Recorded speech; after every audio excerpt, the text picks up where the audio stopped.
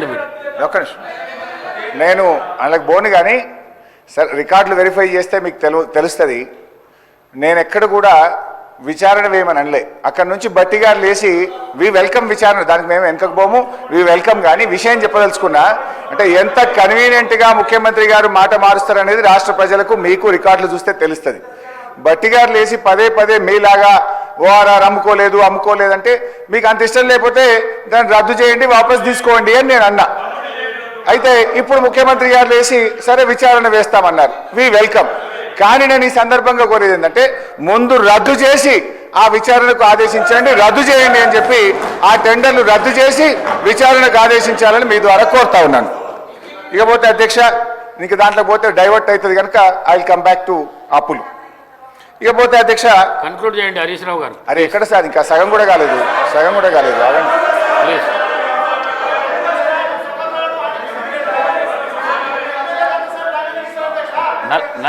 నలభై నిమిషాలు మాట్లాడండి మీరు.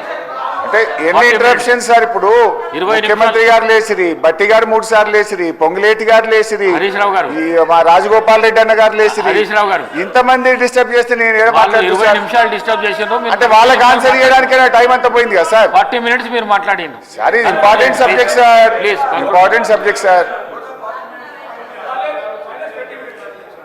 అయితే అధ్యక్ష, గౌరవనీయులు బట్టి విక్రమార్క గారు మాట్లాడుతూ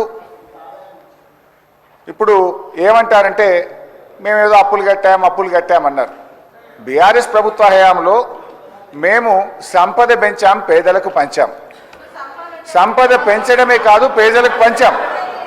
అదేవిధంగా అప్పులు మేము కూడా కట్టాం అధ్యక్ష. మీరు వారసత్వంగా ఇచ్చినటువంటి అప్పులు మేము తిరిగి కట్టాం. మా ప్రభుత్వ హయాంలో చేసిన అప్పులు కూడా తిరిగి కట్టాం. మా 9.5-10 ఏళ్ల పాలనలో దాదాపు 3 లక్షల కోట్ల రూపాయల అప్పులు మిత్తిలు బీఆర్ఎస్ ప్రభుత్వం తిరిగి చెల్లించింది. మేము అప్పులు కడుతున్నామని మీలాగా 6 గ్యారెంటీలు ఎగబెట్టడమో 13 హామీలు 400 హామీలు బీఆర్ఎస్ పేరు చెప్పి తప్పించుకునే ప్రయత్నం మేము మీలాగా చేయలే. మేము ఆనాడు కాంగ్రెస్ పేరు చెప్పి మేము తప్పించుకోలే. కానీ మీరేమో బీఆర్ఎస్ పేరు చెప్పి అప్పుల పేరు చెప్పి 6 గ్యారెంటీలను ఎగవేయించాలని 6 గ్యారెంటీలు వాయిదా వేసే ప్రయత్నం చేస్తున్నారు.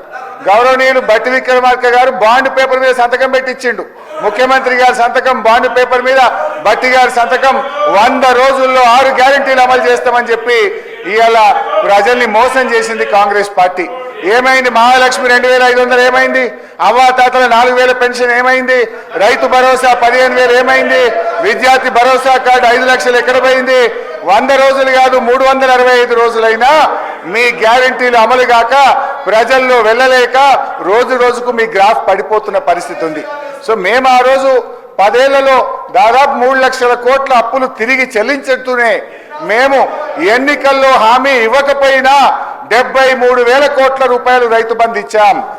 దాదాపు 6,000 కోట్లు రైతు బీమా ఇచ్చాం. ఇలా ఎన్నికల్లో హామీ ఇవ్వకపోయినా 11,000 కోట్ల రూపాయలు కళ్యాణ లక్ష్మి పథకం కింద ఇచ్చాం.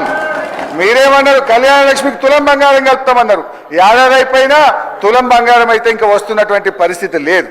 ఇకపోతే అధ్యక్ష, బట్టిగా చెప్పినటువంటి ఆర్బీఐకి పోదాం.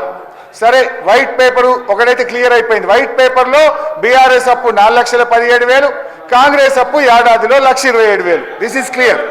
ఇక now I will come to RBI. ఇక ఆర్బీఐకి వస్తే ఇది రిజర్వ్ బ్యాంక్ ఆఫ్ ఇండియా అనేది దేశంలో అత్యున్నతమైన సంస్థ.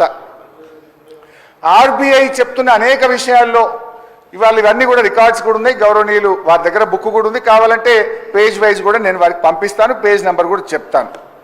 ఆర్బీఐ రిపోర్టు 10 ఏళ్ల బీఆర్ఎస్ పాలనలో కొన్ని విషయాలు చెప్పింది.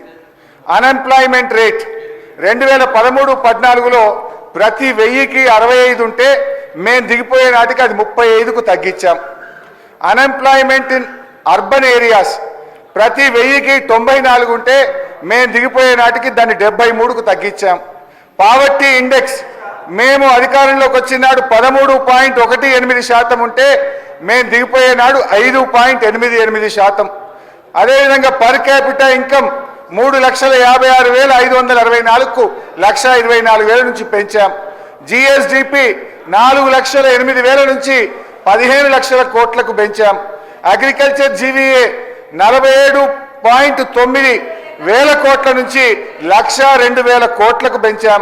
మ్యానుఫ్యాక్చరింగ్ జీవీఏ 57,000 కోట్ల నుంచి 1,23,000 కోట్లకు పెంచాం. ఇండస్ట్రీ జీవీఏ 1,02,000 నుంచి 2,45,000 కోట్లకు పెంచాం. Gross sown area in 1000 hectares 6,288 నుంచి 9,278కి పెంచాం.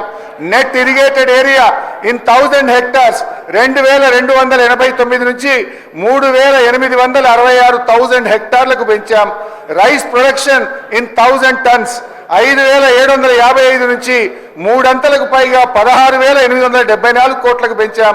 Food grain production in 1000 tons 9,142 నుంచి 20,276 టన్స్కు పెంచాం. క్యాపిటల్ ఇన్వెస్ట్మెంట్ 90,71,000 కోట్ల నుంచి 1,87,82,000 కోట్లకు పెంచాం. ఓన్ ట్యాక్స్ రెవెన్యూ 29,000 నుంచి 1,31,000 కోట్లకు పెంచాం.